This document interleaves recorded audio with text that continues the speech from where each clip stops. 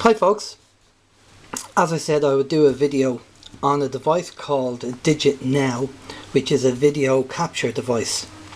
And basically you've seen my trusty video recorder here for old style VHS videos, and what it does is basically it converts your video footage into digital, and then you just put that on your computer and then you do your editing from there. Now what you get in the box is the instruction manual, and you get the DigitNow device itself. We'll have a look at that in a minute. And then in the bottom of the box you get the likes of, that's cabling, that's AV cable, this is a HDMI cable, and you get a memory card as well, which I've put in the device already. Just put them back for a minute. That's what we're interested in, is the device itself.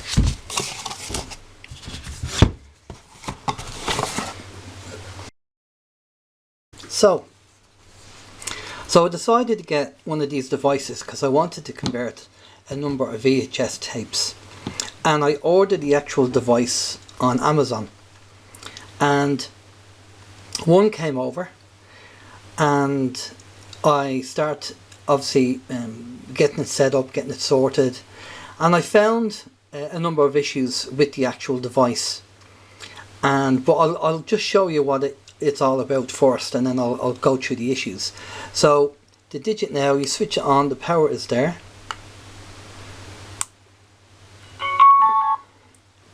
So that's the opening screen, and on the side here you have AV in, AV out, HDMI in, HDMI out.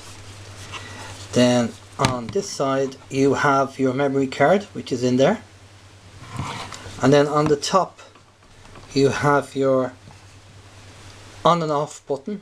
Then you have forward and back for here, and then you have a USB option, and then you have your charger, your USB charging here for the internal battery.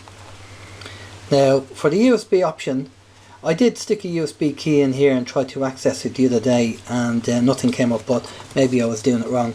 But basically you go into your menu option and you go up and down to your menu options, and you have English, date and time, date stamp, movie quality, video source with HDMI or AVI, and then you have your auto stop recording, USB mode, where that will be either their hard drive to access the SSD card, and default storage is obviously SSD. Maybe that would change if you stick a USB key in, I think maybe.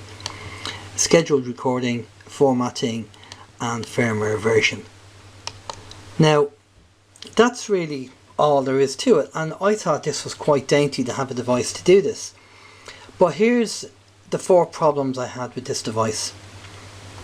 The original one that I got, number 1, it kept asking me to format the card, even though I had already formatted the card and there was data on the card. It kept asking me to format the card every time I switched it on. Then the problem with the AV in here never worked. There was no audio or no video from the video recorder to the AV.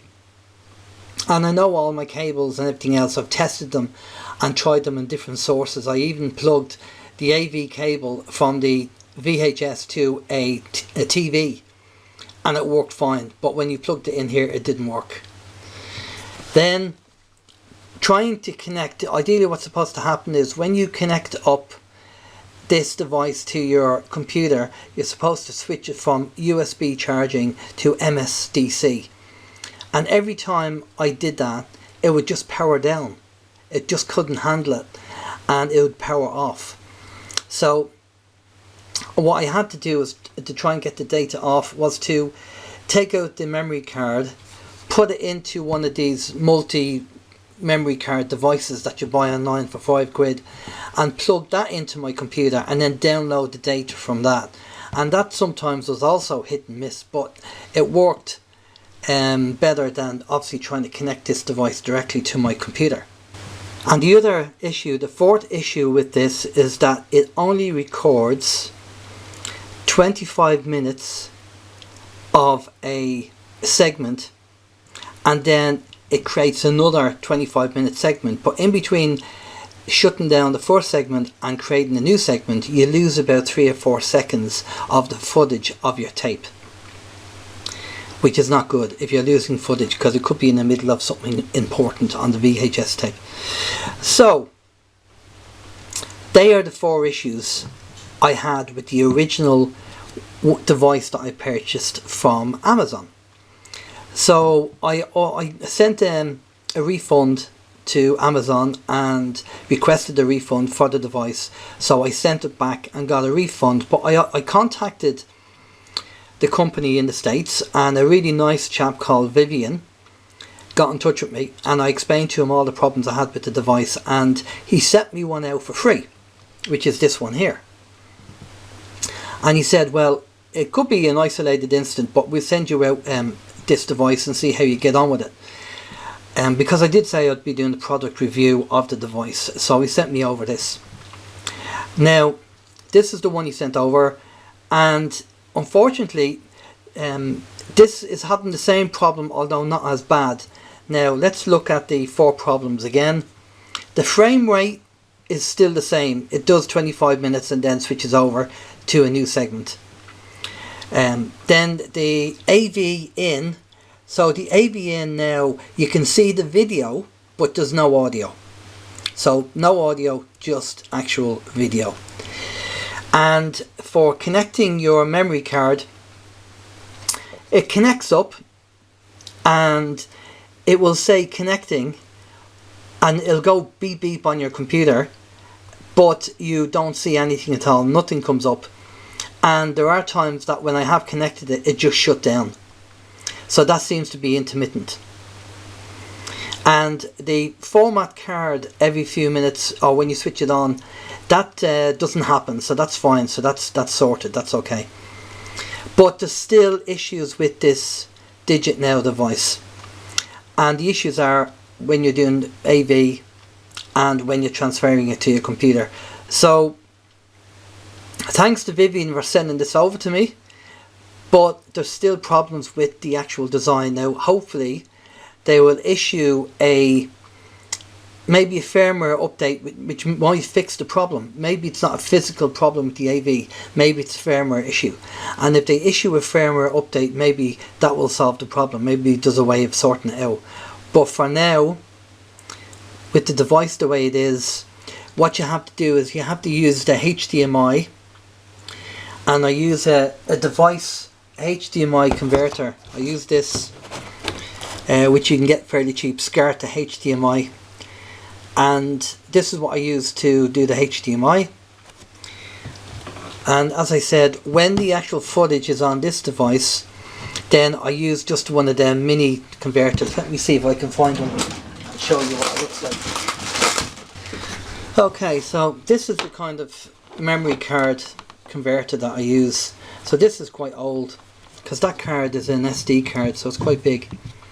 So you take the card out, you put it into one of these slots, I think it's that one there, and then you plug that into your USB on the computer, and it should come up as a hard drive, and then you can take your data off it. So I managed to do that intermittently. When you get it working, you have to play around with it a few times to get it working, but when you do see it on your computer as a hard drive, then you take the data off it.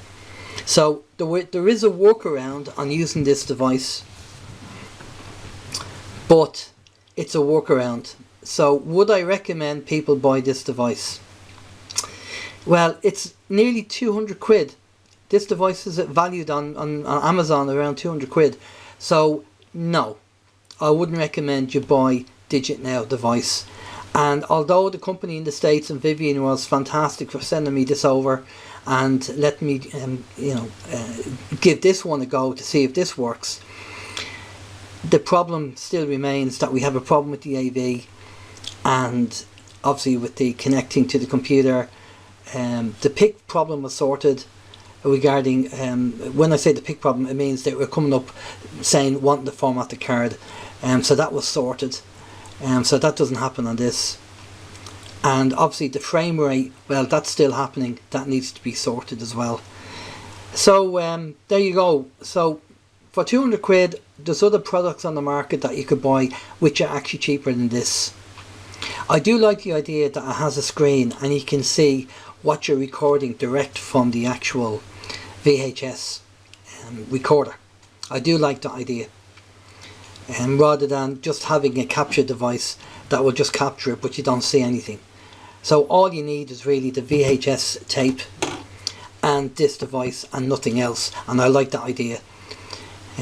But the frame rate could be an issue, because if you're doing a wedding and you're right in the middle of the wedding bells and it drops out after the 25 minutes and you lose 2 or 3 seconds, that's not good.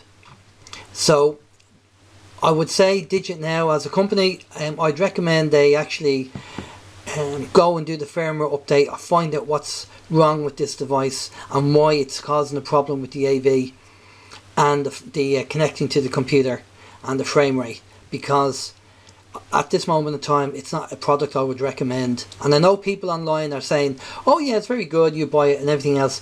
I unfortunately would not recommend it. I think the support from the company is very good, and thanks to the company and Vivian for sending this over, as I mentioned. But the device itself, I wouldn't recommend it for the price point that it's at. No, definitely not.